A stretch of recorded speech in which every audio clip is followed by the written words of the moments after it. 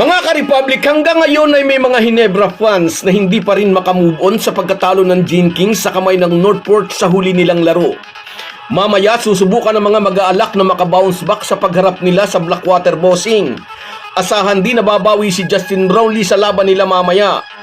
Inako ng Hinebra Import ang kasalanan sa pagkatalo nila sa Batang Pierre at sinabing dapat siyang magpakita ng higit pang galing upang matulungan ang kanyang team. Nasa puwitan man ng team standings ang Bossing, hindi afford ng Gene Kings na baliwalain ang Blackwater. Gaya ng ibang team, magiging malaking karangalan para sa Bossing kung maa-upset nila ang Barangay Hinebra. Pag-uusapan po natin yan, pero bago ang lahat ay maglalambing po ako sa inyo na isubscribe ninyo itong ating channel at kung di masyadong makakaabala ay i-like at paki-share na rin ninyo. Malaking bagay po yan sa aming mga vlogger. Maraming salamat. Mga ka-Republic, naghahanap ang mga Hinebra fans ng isang bounce back win para sa Gene Kings matapos matalo sa Northport Batang Pierre. Although nakahabol ang mga mag-aalak sa larong iyon, sinabi ni Coach Tim Cone, maaga pa'y naramdaman niyang matatalo sila. Hinayaan kasi nilang sa maagang parte ng laban ay naiwan agad sila ng Batang Pierre. Nawala na naman ang disiplina ng kanyang mga bataan. Ang nagawa nila sa Magnolia, hindi nila nagawa sa Batang Pierre. Kaya nagtagumpay ang tropa ni Coach Bonitan na tapusin ang 14-game winning streak ng Gene Kings laban sa Northport sa loob ng halos 5 taon. Inako ni Justin Brownlee ang pagkukulang na naging dahilan ng kanilang pagkatalo. Una, ang pumalyang second free throw sa 3 charities para magtayang score. Magbabago sana ang kompleksyon ng laro kung hindi siya nagbintis sa pangalawang free throw. At ang pinaka-costly turnover ay nangyari sa crucial seconds nang madula si JB at na-lost ang ball possessions. Hanggang ngayon, sinisisi ng ilang Hinebra fans si Justin Brownlee. Ang sabi naman ng mga loyal supporters ng Gene Kings, yun daw mga naninisi kay JB ay hindi tunay na mga fans ng Hinebra. Kung sa bagay ay totoo naman. Dahil ba natalo lang sa isang laro ay kakalimutan na ang di mabilang na heroics ni JB? Ang mga pagkakataon na isinalba niya ang kupunan mula sa isang malaking pagkatalo. Ilang championship na ba ang naibigay ng mga crucial shots ng Hinebra Import? Anyway, nangako si Justin Brownlee babawi after ng pagkatalo nila sa Batang Pierre. At mamaya nga ang Blackwater ang sasagupain ng mga mag-aalak. Nasa pangalawa sa puwitan ng team standings ang Bossing, may isang panalo pa lang ang mga ito kontra sa 6 na talo. No offense meant, malakas na kandidato na ang mga ito sa mga hindi papasok sa playoffs. May 5 panalo naman at 3 talo ang Hinebra, kasalukuyang nasa pang-6 na pwesto sa team standings. Ngunit sa kabila nito, hindi pa rin nakakasiguro ang mga bataan ni Tim Cone na madali nilang malalakdawan ang Bossing. Nang una magharap ang Hinebra at Blackwater last conference, ay natalo ang mga mag-aalak 95-88. Sa larong iyon ay umiskor ang Bossing Import na si George King ng 32 points at humablot ng 19 rebounds. Pero nakabawi ang Gene King sa sumunod nilang laban 112-98.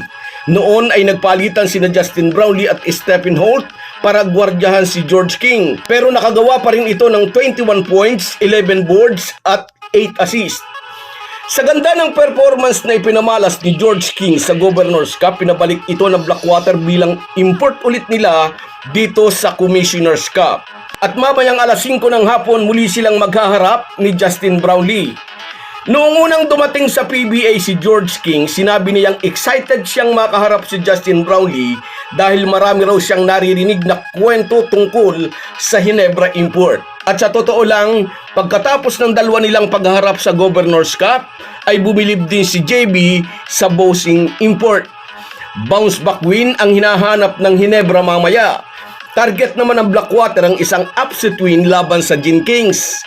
Gusto ni Justin Brownlee na mag-make up para sa kanyang costly turnover kontra sa Batang Pierre kaya sila natalo, at kung gusto ng Hinebra na makabalik sa win column, dapat silang mag-focus sa depensa.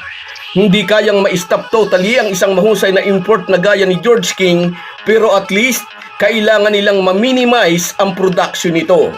Kung di magagawa ng Hinebra na makontain ang Bossing Import, isang mahirap na laban na naman ang haharapin ng mga mag-aalak.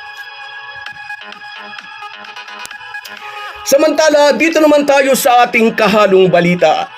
Ramdam na ng PBA ang nagbabagong takbo ng liga dahil sa mga independent team na tumataas ang performance level. Noong nakaraang conference pa nagpapakitang gilas ang rain or shine at ngayong Commissioner's Cup, ang Northport Batang Pier naman na nagpapasikat. Nangunguna sila ngayon sa team standings 7-1 at nariyan pa ang guest team Hong Kong Eastern. Kaya hindi na singdali ng dati para sa mga perennial contender team na makasalta sa playoffs. Hindi na singdali ng dati ang pagkakamada ng panalo. Tulad ng Magnolia Hotshots at SMB. Maghaharap ang Beermen at Hotshots sa main game mamayang gabi para sa isang napaka-crucial na laban. Nasa 8th place ang SMB 3-4 samantalang 3-5 naman ang kartada ng Magnolia. Malalaglag ang 5 kupunan at 8 lang ang sasalta sa playoffs. Parihong kailangan nilang manalo para manatiling buhay ang kanilang pag-asa. Hindi ito familiar territory para sa magkabilang kupunan dahil ang SMB ang defending champions sa conference na ito samantalang ang Hotshots ang nakalaban ng Beermen sa finals. Ngunit ngayon parehong nanganganib na di man lang makapasok sa playoffs. Kaya abangan natin ang sagupaan nila mamaya. So guys, yan lang muna. Hanggang sa muli. Kung wala po kayong mga viewers namin ay walang magtatagumpay na vlogger. Kaya salamat po sa inyong panunood. Shoutout sa iyo, Efren Mendoza, kabayan. Salamat sa suporta, lagi kang nariyan. Sa iyo rin shoutout, Lunito Kalimutan. Yes, hindi pa naman championship yun. Iba ang championship mindset ng Ginebra. Sa iyo rin, Nathaniel Balmusena.